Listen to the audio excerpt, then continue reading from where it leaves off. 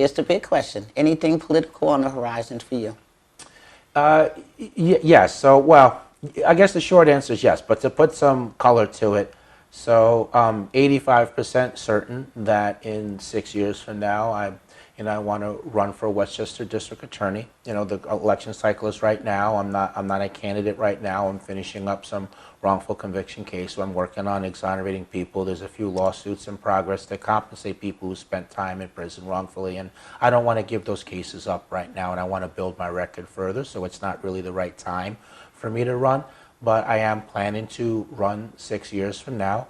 One factor that'll be one factor that'll go a long way to deciding if I run or not. Remember, I said I'm 85% there, not 100. Is, there is going to be an election in this current cycle, and it'll depend on whoever wins, what their record is. I only want to do good with the position. It's not a position for the sake of having power. So if whoever gets elected is doing a good job in terms of conviction integrity units, proactively looking for other Westchester County citizens that are wrongfully imprisoned, if they're doing well with that, if they're using their voice and their platform as the district attorney to speak up in favor of criminal justice reform, wrongful conviction legislation, then there's no need for me to run.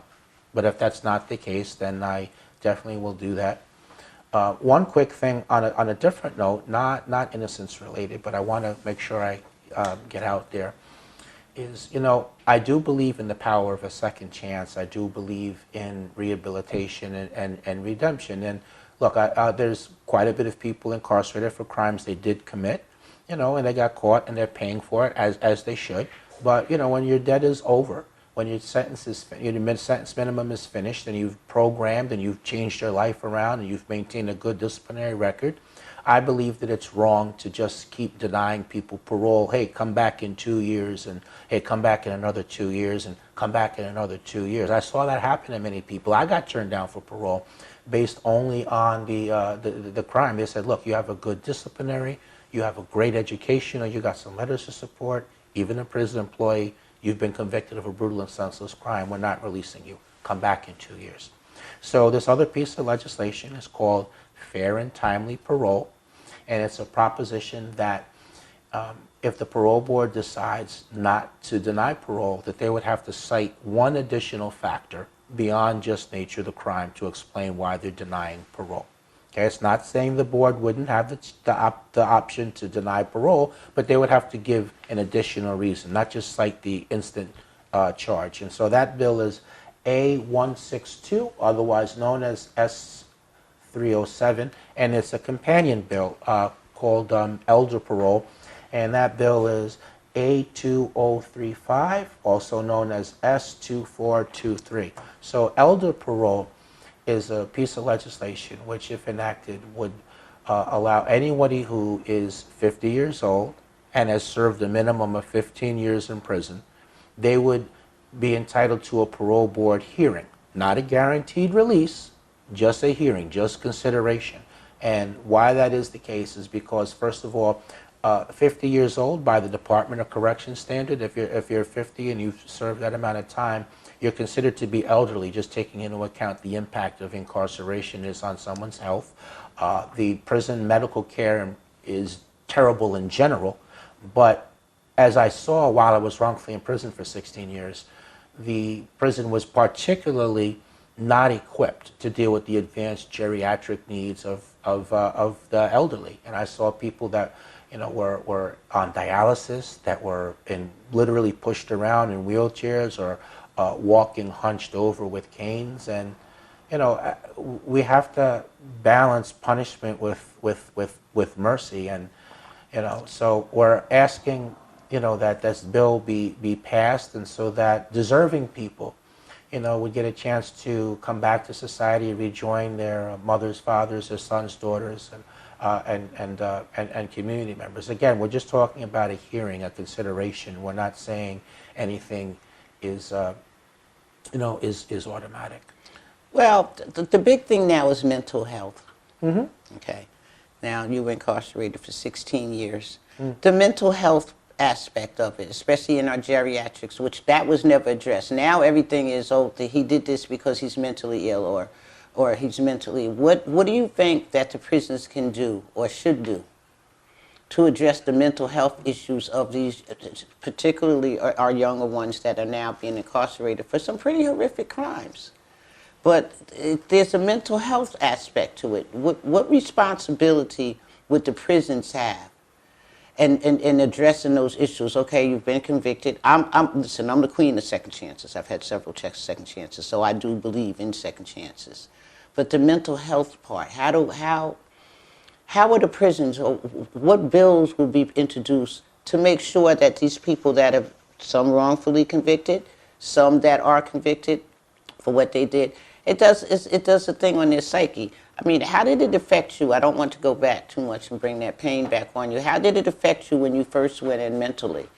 How did you feel? What did you feel like doing that? I felt like my life was over. At times I was suicidal. I thought about suicide. It was very hard to adjust to just being in a cell and having those walls around you, and being in there at least about 8 hours a day. You're not just walking around at programs or at recreation. You do spend a significant amount of time in the cell itself. So it was very difficult. I mean, I had to fight off feelings of helplessness, hopelessness, again, thoughts of giving up. So in terms of what the prisons can do, certainly they can expand mental health services. So like in my last 5 or 6 years, I was really fighting depression a little bit harder. The thoughts were more in my head. And I went once to the mental health the mental health professionals that were there in the prison, and they said, well, listen, we're understaffed. We have too large a caseload. We have to triage who we actually treat. And we have, at this moment, we have to limit that to people that are hallucinating, people that are delusional, people that are psychotic. We really don't have time to treat you. So I think that expanding mental health services, more people that are there, I think that they need to vet who's actually working in the jobs, because honestly, I never really felt like I was a human being. When I was sitting there talking with the mental health professionals, I felt like I was just a number. They were just there for a paycheck, and I was looked at something as less than human.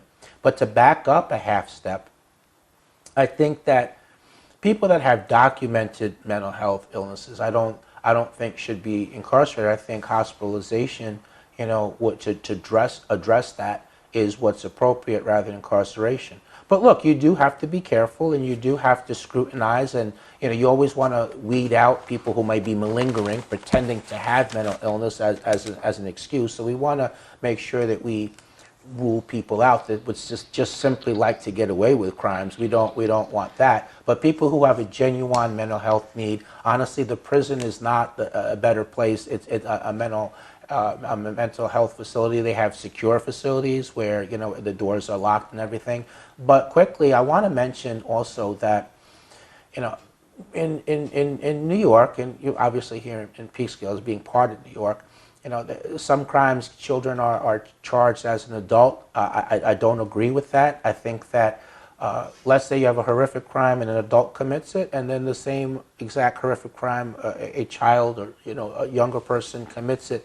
That's not the same level of culpability. A fully formed adult is not the same thing as a kid. Remember, just from a biological point of view, minds are less developed.